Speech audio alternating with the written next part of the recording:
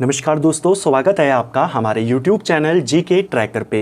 देखिए फ्रेंड, आज के वीडियो में हम बात करेंगे जो हमारी एक सीरीज़ है टॉप जीके एमसीक्यू सीरीज़। जैसा आप जानते हैं, इस सीरीज़ में हम जीके के प्रीवियस ईयर क्वेश्चंस को यहाँ पे कवर करते हैं। ऐसे क्वेश्चन जो आपसे किसी न किसी एग्ज़ाम में पूछे गए होते हैं, उन क्वेश्चन को पूरी डिटेल के साथ, अतिरिक्त तथ्यों के साथ, कॉन्सेप्ट के साथ हम यहाँ पे कवर करते हुए चलते हैं। ये हमारी इस सीरीज़ की 243वीं क्लास होगी। अगर आपने इससे पहले की क्लासेस को नहीं देखा है तो आप उनको प्लेलिस्ट में जाके देख सकते हैं। तो चलिए दोस्तों, आज के वीडियो को शुरू करते हैं। आज का हमारा पहला सवाल है, क्या आप मुझे एक भी स्वतंत्र देश दिखा सकते हैं जहां पर पृथक मताधिकार हो? अंग्रेज जा चुके हैं लेकिन वे शरारत छोड़ गए। यह कथन संविधान सभा की बहस में किसने कहा था? काफ़ी फेमस स्टेटमेंट है। कई बार इसका जो सेकंड वाला पार्ट है, केवल यही पूछ लिया जाता है कि अंग्रेज चले गए लेकिन शरारत छोड़ गए, ये किसने कहा है? कई बार सिर्फ इतना पूछ लेता है। ये कहा था सरदार पटेल ने। ऑप्शन सी सही आंसर होगा। ठीक है, संविधान सभा में जब पृथक मताधिकार की मांग वहां पर की जा रही थी कुछ सदस्यों के द्वारा, तब ये बात सरदार पटेल के द्वारा कही गई। हालांकि कुछ जगहों पर सोमनाथ लाहिड़ी भी इसका आंसर दिया गया है। ये क्वेश्चन आपसे यूपी पीसीएस में पूछा गया था, वहां पर सरदार पटेल को ही इसका वक्ता माना गया। तो अगर आपसे ये सवाल आता है विकल्पों में सरदार पटेल नहीं होते हैं तो आप फिर ऑप्शन ए की ओर जा सकते हैं। अगर सरदार पटेल विकल्प में हैं तो आप इन्हीं को टिक करेंगे। नेक्स्ट है हमारा, निम्न में से कौन सा सही सुमेलित नहीं है? एक तरफ कुछ इंपॉर्टेंट जलप्रपात दिए हैं, दूसरी तरफ उनकी नदियां। जो हुंडरू जलप्रपात है, क्या ये आपके स्वर्ण रेखा के ऊपर बना हुआ है?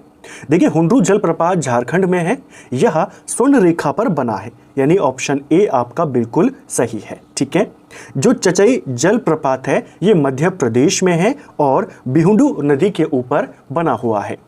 धुआंधार जलप्रपात की बात करें, ये आपके नर्मदा नदी पर है। कई बार इसकी लोकेशन पूछी गई है। ये भी मध्य प्रदेश में पड़ता है और ये नर्मदा पर बना हुआ है। अगर हम बूढ़ा गाग जलप्रपात की बात करते हैं, जो बूढ़ा गाग जलप्रपात है इसे बुद्धगाग जलप्रपात भी कहते हैं। यह झारखंड में है लेकिन कांची नदी के ऊपर नहीं बना हुआ है, ये आपके बरहा नदी के ऊपर बना हुआ है। तो ये क्वेश्चन भी प्रीवियस ईयर का क्वेश्चन है। 4 इंपॉर्टेंट आपको जलप्रपात दिए गए, इनमें से आपका जो ऑप्शन डी है वो वाला सुमेलित नहीं है, बाकी सारे के सारे सुमेलित हैं। अगला, निम्न में से कौन सा सही सुमेलित नहीं है? पहला दिया है मेसोपोज मध्य मंडल की ऊपरी सीमा, क्या इसे मेसोपोज कहते हैं? तो पहला कथन आपका सही है। देखिए, जो मध्य मंडल हमारा होता है समताप मंडल के ऊपर स्थित होता है। जो सबसे निचली परत होती है हमारे वायुमंडल में वो शोभ मंडल है। शोभ मंडल के ऊपर समताप मंडल होता है। समताप मंडल के ऊपर आपका मध्य मंडल आता है। ठीक है, इसी मध्य मंडल का जो ऊपरी इलाका है उसे मेसोपोज के नाम से जाना जाता है। ठीक है, स्ट्रेटोपोज समताप मंडल की ऊपरी सीमा है, ये भी सही है। जो हमारा धरती से अगर हम देखें तो दूसरी परत है उसे हम समताप मंडल कहते हैं, स्ट्रेटोस्फीयर कहते हैं। ठीक है, उसकी ऊपरी सीमा जो ऊपरा इलाका है उसका उसे स्ट्रेटोपोज कहते हैं। ठीक है, जैसे मध्य मंडल के ऊपर मेसोपोज, वैसे ही स्ट्रेटोस्फीयर यानी समताप मंडल के ऊपर स्ट्रेटोपोज। ठीक है, ट्रोपोपोज शोभ मंडल की ऊपरी सीमा होती है, ये भी सही है। सबसे निचली परत जो है हमारी वो शोभ मंडल है। शोभ मंडल को इंग्लिश में ट्रोपोस्फीयर कहते हैं। उसकी ऊपरी सीमा यानी उसको ऊपर का थोड़ा सा इलाका जो उसको और जो हमारा समताप मंडल है उनको अलग करता है उसे ट्रोपोपोज कहते हैं। ठीक है, आयन मंडल समताप मंडल की निचली सीमा पर होता है। समताप मंडल की निचली सीमा पर आपका ट्रोपोपोज होता है और उसके नीचे ट्रोपोस्फीयर यानी शोभ मंडल होता है। तो ये वाला आपका गलत है, ऑप्शन डी यहाँ पे गलत विकल्प है। आपको पूछा है कौन सा वाला गलत है यानी कि सही नहीं मिला हुआ, वो ऑप्शन डी है। ठीक है, जो आयन मंडल होता है हमारा वह मध्य मंडल के भी ऊपर होता है। ठीक है, सिविल सेवाओं में सुधार हेतु पीसी होटा समिति का गठन किस वर्ष में किया गया था? पहला क्वेश्चन तो आपका यह है कि पीसी होटा समिति का संबंध किससे है? तो यह आपके सिविल सेवाओं में सुधार से संबंधित है। इस समिति का गठन सन 2004 में किया गया था। ऑप्शन बी सही उत्तर होगा। ठीक है, आज़ादी के बाद सब सिविल सेवाओं में सुधार के लिए क्या क्या चीज़ें करी गई हैं, क्वेश्चन बन जाता है। आज़ादी के बाद सिविल सेवाओं में सुधार के लिए प्रथम प्रशासनिक सुधार आयोग आया 1966 के समय में, फिर दूसरा प्रशासनिक आयोग आया 2005 के समय में, बसावन समिति भी बनाई गई थी, बसवान समिति, इसको भी ध्यान रखेंगे, ये भी सिविल सेवा में सुधार के लिए था, ये 2016 में बनी। पीसी होटा समिति 2004 में बनी। सुरेंद्रनाथ समिति भी बनी थी, वो 2003 में बनी थी। ठीक है, नेक्स्ट है, मध्य भारत में स्थित पहाड़ियों के पश्चिम से पूर्व निम्नलिखित में से कौन सा सही क्रम होगा। तो मध्य भारत की इन पहाड़ियों को पश्चिम से पूर्व के क्रम में आपने लगाना है, यानी जो सबसे पश्चिमी पहाड़ी है उसको पहले रखना है। इन सभी में जो सबसे पश्चिमी पहाड़ी है वो आपकी सतपुड़ा है। फिर हम पूर्व की ओर चलते जाएंगे तो महादेव पहाड़ियाँ, मैकॉल पहाड़ियाँ और छोटा नागपुर पहाड़ी या पठार। ठीक है, ऑप्शन बी इसका सही क्रम होगा। अगला है, निज़ाम उल मुल्क जिसे चिनकुलीज खान के नाम से भी जाना जाता है, इसने हैदराबाद के स्वतंत्र राज्य की स्थापना कब करी थी। तो देखिए, स्वतंत्र हैदराबाद रियासत की स्थापना किसने करी थी, ये करी थी चिनकुलीज खान ने। इसे निज़ाम उल मुल्क भी कहते हैं। ठीक है, किस वर्ष में इसने स्वतंत्र हैदराबाद की स्थापना करी, ये करी थी 1724 में। ऑप्शन ए सही आंसर होगा। देखिए, 1724 के समय में जो मुगल शासक था उसका नाम था मोहम्मद शाह रंगीला। ठीक है, मोहम्मद शाह ने जो ये चिनकुलीज खान था इसे दक्षिण का वायसरॉय नियुक्त किया, यानी मुगल फौजदार इसे नियुक्त किया। वहीं पर इसने बाद में कुछ ही समय के बाद एक स्वतंत्र रियासत हैदराबाद की स्थापना करी। हैदराबाद पर इसने जिस वंश की स्थापना करी उसे आसफ जाही वंश के नाम से जाना जाता है। अगर आपसे पूछेगा हैदराबाद पर आसफ जाही वंश की स्थापना किसने करी, वो इसी का वंश था, निज़ाम उल मुल्क का। ठीक है, आसफ जहा की उपाधि इसने खुद को प्रदान करी थी, वहीं से इसे इसके वंश को ये नाम कहा गया। ठीक है, अगर आपसे पूछा जाए किस युद्ध को जीतने के बाद इसने स्वतंत्र हैदराबाद की स्थापना करी, आप टिक करेंगे शकरखेड़ा का युद्ध। शकरखेड़ा का युद्ध आपके 1724 में लड़ा गया। बेसिकली मुगलों ने जो इससे पहले एक मुगल फौजदार नियुक्त किया था दक्षिण में, उसका नाम था मुबरीज खान। उसने भी अपने आप को स्वतंत्र घोषित कर दिया था। फिर इसे भेजा गया दक्षिण में, इसके और मुबरीज खान के बीच में युद्ध होता है, शकरखेड़ा का युद्ध। इस युद्ध में ये जीत जाता है और नए राज्य की स्थापना करता है। ठीक है, अगला, निम्नलिखित प्राकृतिक प्रदेशों में से किसे बड़े शिकारों की भूमि के नाम से जाना जाता है। तो इनमें से किस प्राकृतिक प्रदेश को बड़े शिकारों की भूमि कहते हैं। उष्णकटिबंधीय सवाना प्रदेश की भूमि। जो उष्णकटिबंधीय सवाना के मैदान होते हैं मुख्य तौर पर अफ्रीका में पाए जाते हैं, इस प्रकार की जगह को बड़े शिकारों की भूमि कहते हैं। ठीक है, अगला, नीचे दो कथन दिए गए हैं, आपने बताना है कथन और कारण को यहाँ पर अच्छे से चेक करके कि कौन सा विकल्प सही है। पहला, अकबर ने शेर शाह की तरह राज्य के सिक्कों के प्रचलन को नियमित करने का प्रयास किया था। तो पहला कथन तो आपका बिल्कुल सही है। देखिए, शेरशाह सूरी ने रुपए को यानी सिक्कों के प्रचलन को नियमित करने का प्रयास किया था। ये एक सिंपल सा फैक्ट है। अकबर के द्वारा भी मुद्रा को विनियमित करने का, सिक्कों को कंट्रोल करने का प्रयास किया गया। तो पहला जो कथन है वो तो सही है। कारण, शेर शाह की मुद्रा पद्धति के समान अकबर के समय का ताम्र का प्रमुख सिक्का दाम था। क्या ये सही है आपका? कथन तो सही है। शेरशाह के द्वारा जो तांबे का एक सिक्का जारी किया गया जिसे दाम कहा गया, वह मुगलों के काल में भी प्रचलित में थी, यानी अकबर के काल में भी तांबे का सिक्का दाम के नाम से प्रचलित था। सिर्फ इसीलिए कि दाम के नाम से प्रचलित था अकबर ने मुद्रा विनियमन करने का प्रयास किया। कथन इसकी व्याख्या नहीं करता। दोनों कथन सही हैं, लेकिन यह कारण नहीं है कि दाम नाम का सिक्का वहां पर चल रहा था ताम्र का, तो इसी से हमें पता चलता है कि उसने मुद्रा को विनियमित करने का प्रयास किया। तो कथन और कारण यहां पर दोनों सही है, लेकिन व्याख्या सही नहीं है। ठीक है, अगला, निम्न में से कौन सी एक विशिष्टता इक्ता व्यवस्था की नहीं है। तो इनमें से कौन सी एक विशेषता नहीं है इक्ता व्यवस्था की। इक्ता व्यवस्था किसने शुरू करी थी दिल्ली सल्तनत में? इक्ता व्यवस्था को इल्तुतमिश ने शुरू किया था।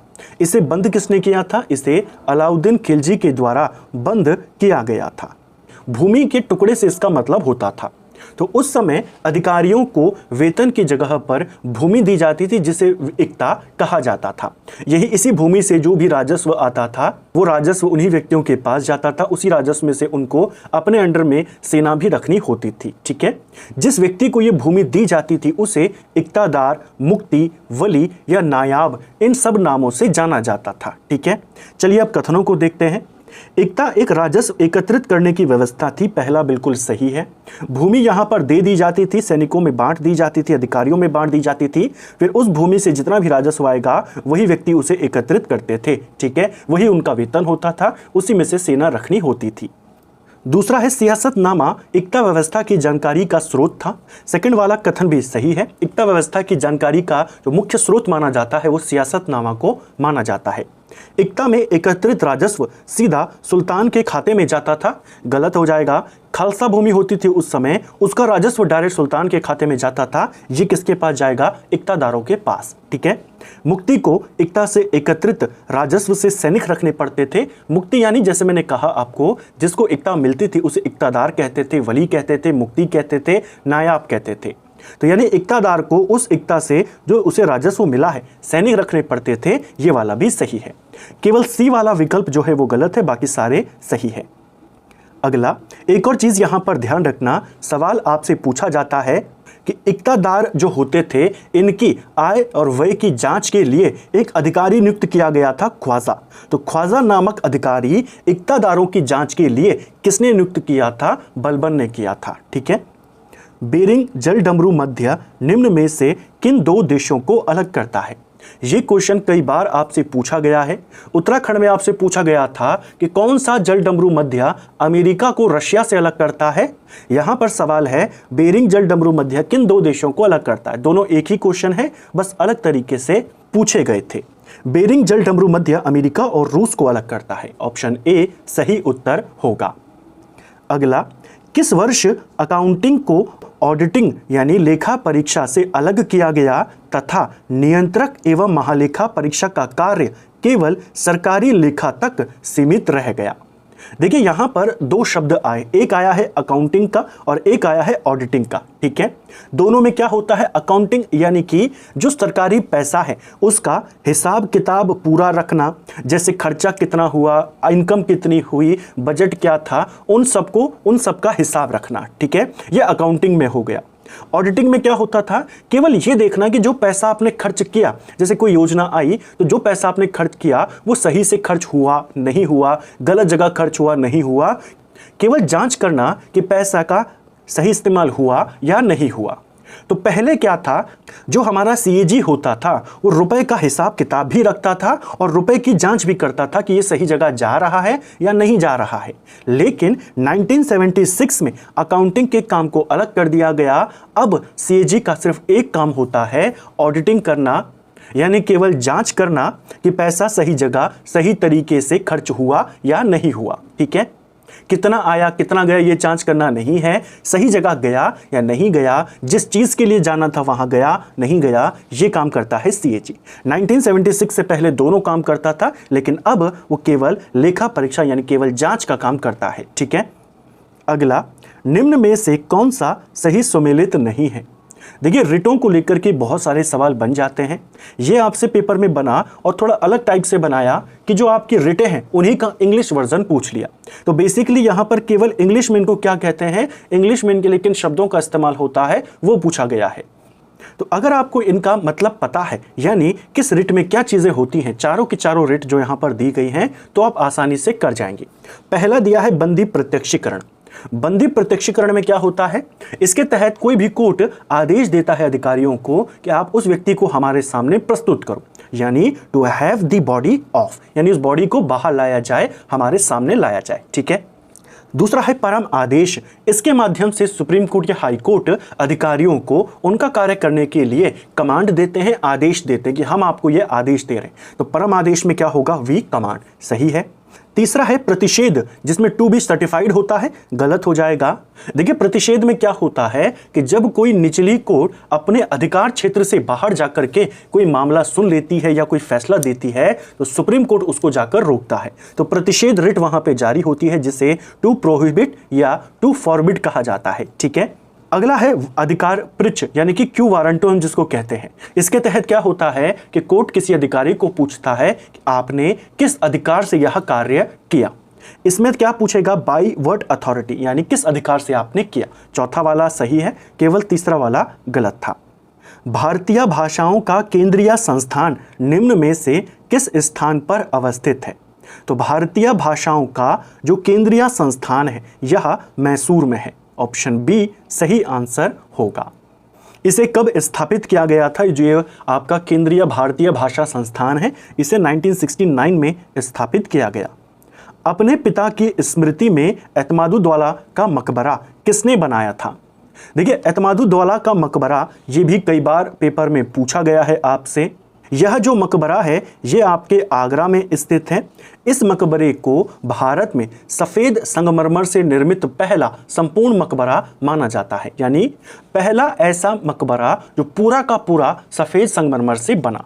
इसे बनाया था नूरजहां ने अपने पिता एतमादुद्दौला के लिए। ऑप्शन सी सही आंसर हो जाएगा। ठीक है, अगला, भारत के उत्तर पश्चिमी मैदान में पश्चिमी विक्षोभ से जाड़े में होने वाली वर्षा की मात्रा क्रमशः होती जाती है, कम होती जाती है। तो किस दिशा में जो शीतकालीन वर्षा होती है उत्तर और उत्तर पश्चिमी इलाकों में वो कम होती जाती है। ये होती है पश्चिम से पूर्व की ओर। पश्चिम से पूर्व की ओर पश्चिमी इलाकों में ज़्यादा होती है, जैसे जैसे पूर्व की ओर बढ़ेंगे तो कम होती जाएगी। ठीक है, अगला है, भारत की पहली राजनीतिक संस्था निम्न में से कौन सी थी। तो इनमें से पहली भारत की राजनीतिक संस्था कौन सी है, land holder society. Option A सही आंसर होगा। जो लैंड होल्डर सोसाइटी थी इसे 1838 में कलकत्ता में स्थापित किया गया था। इसके संस्थापक पूछे जा सकते हैं, द्वारका नाथ टैगोर इसके संस्थापक थे। ठीक है, कलकत्ता में बनी थी। मुख्य तौर पर ये जो संस्था थी जमींदारों की हितों की सुरक्षा करने के लिए बनी थी। ठीक है, इस संस्था को, ये जो लैंड होल्डर एसोसिएशन है या सोसाइटी है, इसे जमींदारी एसोसिएशन भी कहते हैं, क्योंकि इसमें जो ज़्यादातर नेता थे, इसके जो प्रमुख व्यक्ति थे, वे सभी जमींदार थे। तो भारत की पहली राजनीतिक संस्था लैंड होल्डर सोसाइटी या जमींदारी एसोसिएशन को माना जाता है। ठीक है, अगला, निम्न राजाओं में से किसने अकबर के पूर्व तानसेन को संरक्षण दिया था। हम सभी जानते हैं जो तानसेन थे ये अकबर के दरबार में रहे थे। अकबर के 9 रत्नों में से एक थे तानसेन। ठीक है, संगीत सम्राट के नाम से इन्हें जाना जाता है। इनका जन्म ग्वालियर में हुआ था, ध्यान रखेंगे। ठीक है, अकबर के दरबार में आने से पूर्व ये जो राजा थे रामचंद्र सिंह, इनके दरबार में इनको संरक्षण मिला था। रामचंद्र सिंह जो रीवा के या भाटा के राजा थे, इन्होंने संरक्षण दिया था तानसेन को। तानसेन का मूल नाम क्या है, रामतनु पांडे इनका मूल नाम था।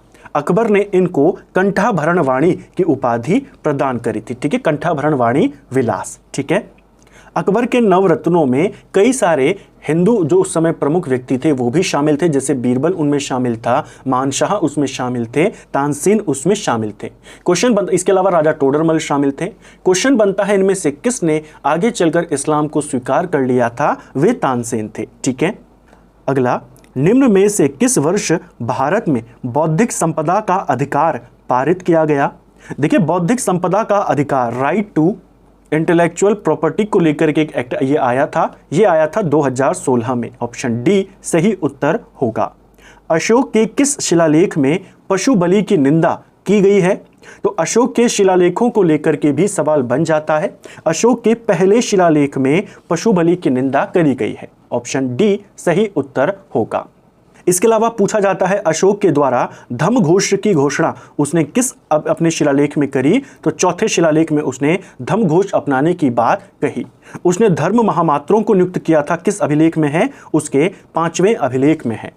जो अशोक था उसकी तीर्थ यात्राओं का उल्लेख किन शिलालेखों में है। तो 7वां और 8वां शिलालेख हैं, जो दोनों शिलालेख हैं वे उसकी तीर्थ यात्राओं की जानकारी देते हैं। अशोक ने धम्म की व्याख्या किस शिलालेख में करी, अपने 11वें शिलालेख में करी।